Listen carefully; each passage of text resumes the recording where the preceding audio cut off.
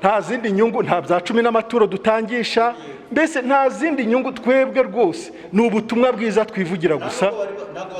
Reka da, nta bya 10 n'amaturo bibaha ngaha. Twe twivugira ubutumwa bwiza gusa, nkuko tubuvuga kuri radio. Abo bantu babumvise ubutumwa bwiza bakaza nko gusobanuza. Unarebye n'amateraniro yacu ahangaha, ntabwo hari za gahunda zo kuvuga ngo uyu ngo niwe muyobozi, ngo niwe ugomba kubwiriza, cyangwa se ngo hari ngo kanaka niwe ugomba kubwiriza abandi bose bacecetse. Hano dusangira ijambo, ufite ikibazo akakibaza, usobanuza, wunganira. Nuko amateraniro yacu mbere. Simbizi, ibyo ni ukuri simbizi. Gihe ni bwo bwa mbere. None se hari andi nteraniro uretse ahangaha? Nari nkubuje ni none mwigisha ibi bintu bibiri bivuga biki? Ibihe? Ibyo kutubahiriza amabwiriza no kutuharira. Ibyo bibiri byanga kubi. Bibiri byanga kubi kuko no mu rwandiko Paulo yandikiye Abiroma igice cya 13 hagaragaza neza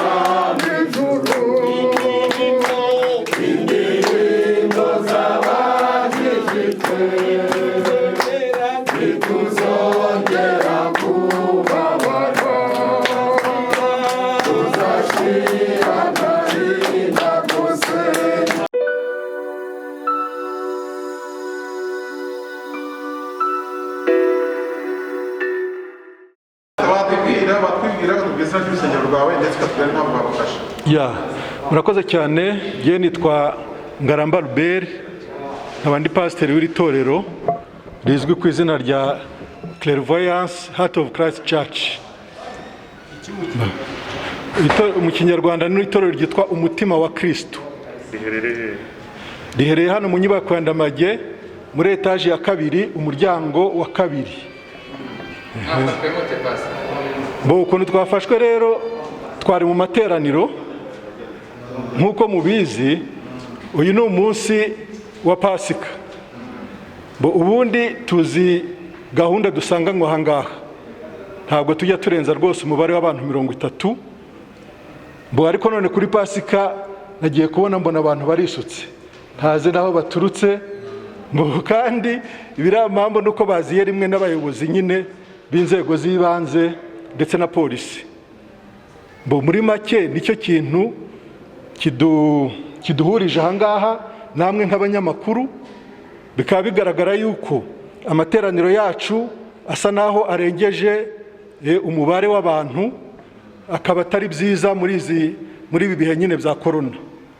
Hari igihe muri iyi minsi dukurikije abantu barimo gufatwa basenga ku bwinshi barenze kuri aya mabwiriza yo kwirinda corona. Abantu bashobora gutekereza ko mu myumvire ya bamwe mu bemera Imana hashobora kuba hatarimo kwemera iki cyorezo cyangwa n'ubukana bwacyo ukurikije uko abantu barimo gutwara. Ubwo se umuntu yagihakana ashingiye kuki? Kuko yapimye abantu se agasanga ntayo bafite. Abahakana babaho no mu ibi byacu by'iyobokamana. Ntabwo ariko abantu bose bemera kimwe. Hari n'abahakana rwose ko Imana itabaho. Rero n'abahakana ko corona itabaho ntabwo babura. Naho kuba muri gusenga no kuri Pasika birumvikana. Yego. Ukabona polisi n'itangazamakuru birinjiye. Yego. Usitagitanya bisohoye. Ibihe bya nyuma oya byo nibisanzwe. Twebwe tuzi gahunda za leta kandi turazubahiriza. Tuzi inzego zitandukanye kuko natwe ubwacu turi urwego. Urumva rero nta mpamvu yo kuvuga ngo nta mpamvu yo kuvuga ngo ni ibihe bya nyuma, kuko ibihe bya nyuma byo tubirimo kandi byatangiye kera.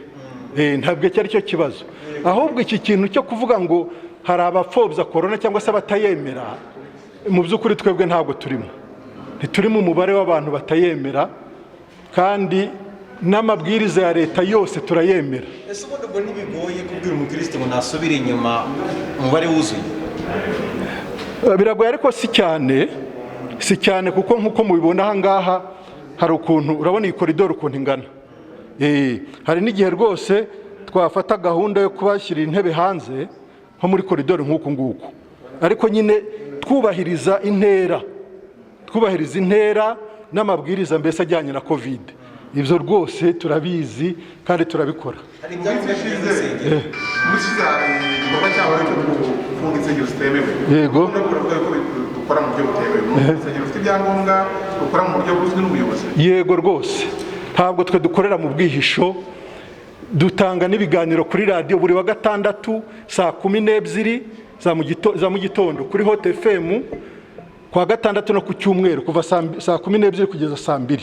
Dutanga ibiganiro kandi ntidushobora kurangiza gutanga ikiganiro tutaranze naho duteranira. Kimwe mu biranga insengero zemewe harimo na kandagira ukarabe. Yego, kujya mu nsengero irahari rwose. Mwiciyeho hano, irahari hano kabisa. Kandagira ukarabe irahari hano. Nawe abari aha ngaha nyine ku muryango aho twinjirira. Nawe bahari. Rega twebwe, urabona twebwe ari ku cyumweru. Ubundi hano abenshi bahakorera n'abafite ama office, abakora n'amabiro ari aha ngaha. Iyo rero twakoze twebwe nk'itorero, usanga kenshi ari nkatwe twenyine. Usanga ari nkatwe twenyine turi gukorera wenda cyangwa ari ikinyamakuru igihe hejuru, ariko ubundi usanga kenshi ari twe twenyine turaha. Abakristo babanagosha ko gutekereza ko ari bo babagushe muri iki cyaha cyo guteranya na pasiteri. Abakristo banjye barabizi, bazi ko twubahiriza gahunda za leta. Nta mukristo uyobewe gahunda zacu aha ngaha. Ni ukuri keretse aje nk'umushyitsi nk'uko nabibonye hano. Ni ukuri harimo abashyitsi benshi hano. Ntanaziye bari kuko ari pasika. Urumva kubera ko ari pasika kandi abantu bakaba bumva nyine nk'ikiganiro dutanga kuri radiyo, kwiyemporoviza bakaza kabisa. Hari nabo twahakaniye n'ubu nabereka message. Hari abashatse kuza ndabwa ntoya umubare w'abantu wuzuye nta mpamvu yo kuza. Message ndazifite hano. Umunsi ufashwe biratanga ibiyeso haba ku bakristo bawe no ku bandi banyamadini. Rwose babyumve n'abanyarwanda bose aho baherereye iki kintu bacyumve. Nta kugenda umuntu yica gahunda, na Bibiliya irabitubuza. Kugenda wica gahunda ntabwo ari byo. Tuzi ubuyobozi bw'igihugu, tuzi n'inzego, natwe ubwacu nk'uko nabivuze turi urwego. Ntabwo ndi kuvuga nk'umuntu gusa, ndi kuvuga nk'umuntu uhagarariye iri torero ry'umutima wa Kristo. Ikibazo cyawe tukubaza. Yego. Twumvisha ibintu bizi, amabwiriza urayazi ko bitemewe. Ibi bintu wabikora iki? Ko wabikoze nkana kandi ubizi? Ntabwo nabikoze nkana, ariko kandi nshobora no kuvuga ngo amakosa ndayemera kubera ko ndi umuyobozi. Sibyo? Umuyobozi ndabyemera nk'umuyobozi kabisa, ariko kandi nkuko nabibabwiye, uyu munsi ni umunsi udasanzwe. Twatunguwe natwe kubona abantu batugana. Ni ukuri byatugoye kuko baje n'ubundi inzego ziri hano. Urumva? Inzego ziri hano rwose. Niho twashaka gusubiza inyuma, polisi yavuga atoya nasubire nagende. Urumva? Bishobora kurangira abakristo bawe bose nawe urimo muri stade kuri pasika mukayirirwamo ndetse mukanayiraramo. Nta kibazo rwose. Urumva twebwe turi munsi y'ubuyobozi. Turemera neza ko hari ubuyobozi bw'igihugu kandi icyo bwagena cyose ngewe ndahanga kugira ngo nsobanure ibyanjye bindeba. Ibisigaye sijye wifatira ibyemezo, hari inzego zifata ibyemezo rwose. Hanyuma ndagira ngo tuze kubaza wowe ukurikije ubutumwa bumaze iminsi butanga ntabwo abantu bambere bafata basenga kuri aya mabwiriza, cyane cyane muri iki cyumweru twabonye abantu benshi. Yego. Ko nawe umuyobozi w'itorero. Yego. Uganira na bagenzi bawe, ikibazo kiri he? Aho izi ngamba mubona mwebwe ahari mufite nk'icyifuzo cyo ko hari ababona hari n'ubundi butumwa bwo gushyira igitutu ku nzego ngo namwe imibare y'abemerewe kuza gusenga yongere, kuko na polisi iravuga ko imbabazi musaba rimwe na rimwe harimo uburyarya kuko bafatiye umunsi ejo gutwika. Ikibazo nsa n'utacyumvise neza, sinzi niba wakivuga mu ijambo rimwe cyangwa amagambo abiri kugira ngo ncyumve neza. Ndavuga ngo cyane cyane abanyamatora muri iki cyumweru mufashwe muri benshi, dufashwe turi benshi, yego, abasengera mu ngo, abasengera hehe, ariko mwese icyo muhurizaho kuko ngo mabwiriza muyazi nuko ngo ni ibintu byose mubyemeye.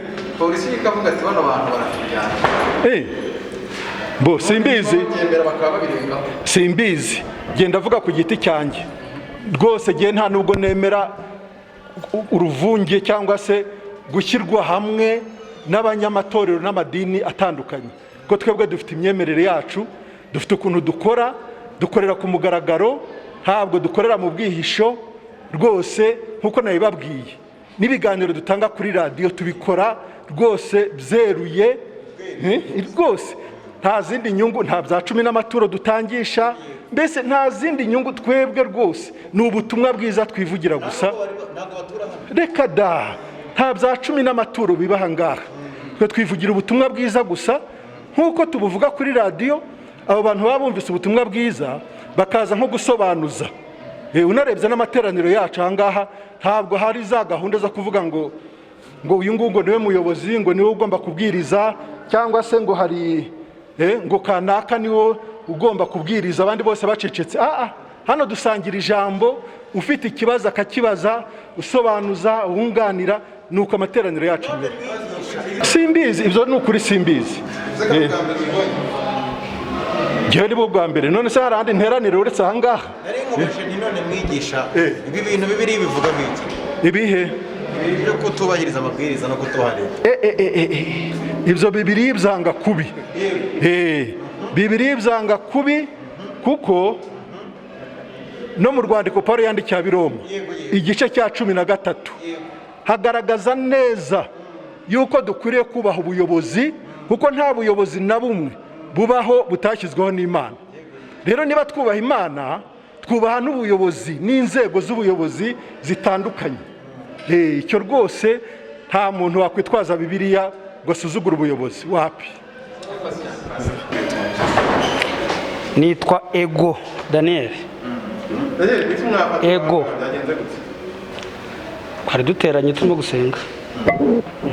Impamvu wafashe ntabwo uyizi? Ndayizi.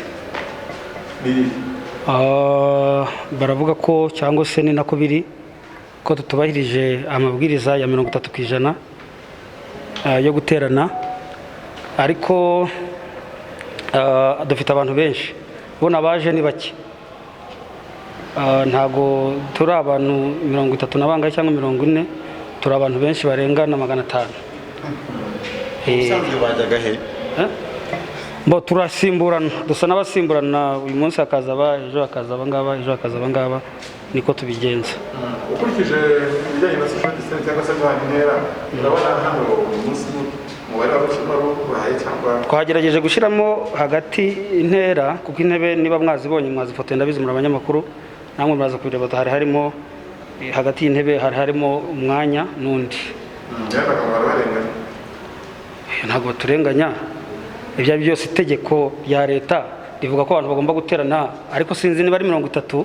Ibyo byo ntabwo navuga ngo ni 30, kuko nzi ko haterana 30% y'abantu, haterana 30% y'abantu y'abasanzwe bajya mu nyubako. Ubwo rero byari byo byose 30% twe dushobora kutayimenya, ariko ubuyobozi bwo bukayimenya, birashoboka. Ese ikibazo kiri ku mibare ko bamutamenye kubibara? Byashoboka. Ntabwo hari ahantu se mubona ko ari hafunganye guteranira ubundi? Hafunganye? Kibona ko ari hato. Ukurikije distance twari twashyizemo, twebwe turabona hadafunganye, kuko nibwo bushobozi twari dufite bwo niyo mpamvu natwe twakoze alternation, tukagenda twariterana kugira ngo uyu munsi haza abangaba, ejo hazaza abangaba, ejo hazaza abangaba. Urumva turi nakubwira ngo turi benshi, ariko haza uyu munsi icyiciro ki, ejo hakaza iki, ejo hakaza iki, gutyo gutyo. Uvuga ko buri cyiciro cyose bakingana mu kungana munsi? Biterwa n'abitabiriye uwo munsi, bashobora no kuza n'15 byaterwa. Nirihe somo kuye? Nirihe somo kuye? Isomo ry'uyu munsi Kuyemo kuba badufasha. Bo isomo ni uko byari byose baraza kutubwira icyo ntekereza, baraza kutubwira 30% yacu ko yagomba kungana. Noneho iryo somo tuzaryubahiriza cyangwa tuzaryubahiriza cyane cyane turiguye n'ubuyobozi, kuko twebwe uko twabitekerezaga ko twagerageje kubahiriza dore na kandagira ukarabe hari hasi irahari, no burumvisha abantu bavuga ngo ntayihari kandi hari hasi, niba mwayibonye namwe ahubwo mube mwakarabye, mutaba mwinjiye namwe mudakarabye, hari hanze irahari. Basi kurengana twarengana se guteka, navuze ngo ubuyobozi nibwo buzi 30%, kubera ko twebwe nakubwiye ngo kubera ko twariterenaga kandi tukaba twagerageje gushyiramo wenda ku gatambwe twumvaga ntako tutagize. Kuba ubuyobozi bw'abafashe uyu munsi babafatiye mu rusengero nta somo bakuyemo? Ntarivuze. Bakomeje kuri simbuka ariko ntabwo twasobanukiwe n'irihe isomo ni irihe. Urashaka ko ndivuga gute se? Navuze ngo ubuyobozi bwasanze duteranye, none ubwo bubonye ko atari byo, kubera ko twagerageje ariko wowe ubona nibyo? Ubuyobozi nimba buri kubona ko atari byo, wowe uri kubona ari byo? Sero kuri njyewe navuze ngo twagerageje gushyiramo hagati intambwe n'iyindi metero, hagati n'iyundi twambaye udupfukamunwa. Noneho rero iby'imibare ya 30%, twenda kuvuze ko turi benshi tutangana kuriya, tutari abantu bangana kuriya, kuko ushobora no kuza ku cyumweru niba wabafotoye ushobora gusanga haje abandi batari bariya, ntabwo barenze bariya, batari bariya, amasura atari ayo ngayo, haje abandi bantu batari abangabo. Ibihe bya coronavirus ubuyobozi bwagiye busura insengero aho ziri mbere yo kwemererwa gufungurwa, bagasanga niba bafite ibyangombwa bibemerera guterana barabafungura hamwe na hamwe, hari abagifunze kubera ko bataruzuza ibi byangombwa. Biba barabasuye barababwira bati go ahead mu isengero. Nibyo nanjye ngiye kuvuga, ngewe mwamfashe mwazanye umukristo kandi mwavuganye n'ubuyobozi, urumva ibyangombwa